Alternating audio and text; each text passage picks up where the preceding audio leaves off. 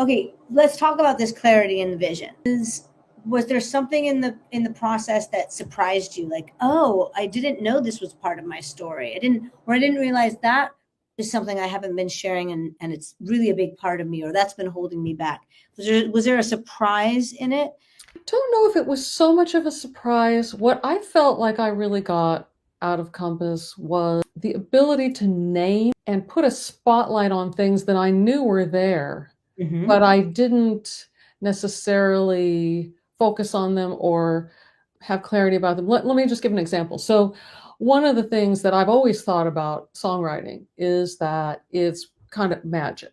It's taking, like, you walk into a room, a co-write, and there's nothing, and a few hours later, there's this thing that never existed before. Totally. And going through some of the exercises that we did in Compass, particularly the archetype work, I realized, I mean, I think maybe all songwriters are, but I particularly resonate with the idea of being an alchemist, taking something from one state and morphing it, transmogrifying it into something else, taking an idea and making it into, a beautiful piece of art. And then I realized that what I've been doing with my life is actually taking life and making that into music. And so I've really started, becoming more clear about that. And the other thing that I've become more clear on is my work as a healer and a teacher and a sage, which I had never put any of those words on. Yeah. So You thought lawyer and songwriter. you We know, we all have we all have identifiers for ourselves, right? And with right. that becomes like this idea that, oh, I'm not these other things, I'm just these things. But actually you're many things. And as you've also kind of grown into yourself in different stages of life, you're like, oh, I am more this now. Right. Like, for example, I used to sing with a gospel choir. It was in the Bay Area. It's called the Oakland Interfaith Gospel Choir. Hmm. And actually, I'm going up there in December for the big holiday concert to be a special guest at the Nice. holiday concert. We're going to be reprising one of the songs that I used to solo on when I was part of the group. And I loved the group singing, singing in harmony. Just the emotional aspect of that music is the music itself is like a religious experience. Yeah. And the community aspect of it also.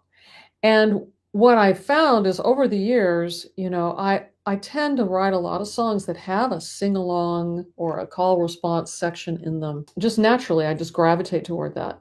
Yeah. But through Compass, I realized, this is really the an outgrowth of me as a community builder, which, I strive to build community like wherever I am, and whatever it is I'm doing. So that, it's just what I think. If I had to just say that Compass is one thing, it's teaching artists how to brand from the inside out. Yep. So much of branding in the past, when I've worked with branding people, it's like, you pick a color palette and fonts and da da da, but it's not coming from your soul. Yeah. It's like a thing that gets slapped on as opposed to an outgrowth of who you are as an artist. So, this work that we do in Compass, it's deep, it's time consuming, it's a lot, but it's worth it. It's totally worth it.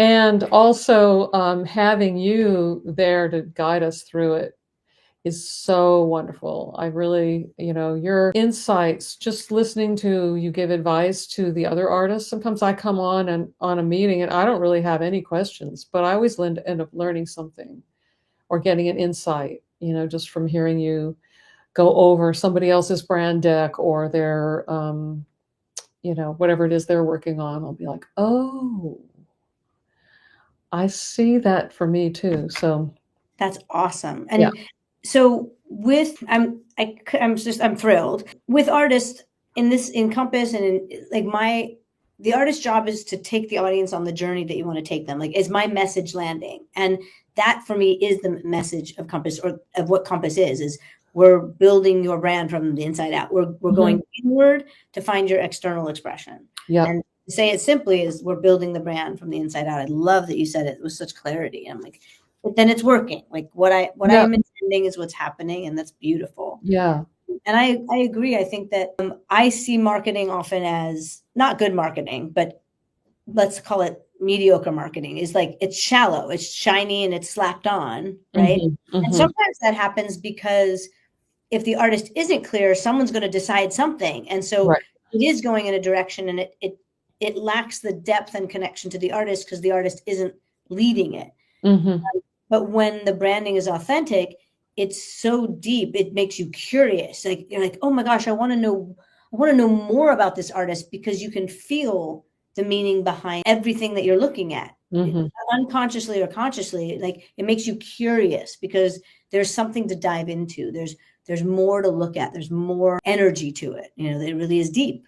You know, I just watched the film. I think I just watched the film Sinners recently, and I was like, I need to watch it again and again because there is so much depth and layer to it. Oh, I've heard great things about that film. I haven't seen it yet, though.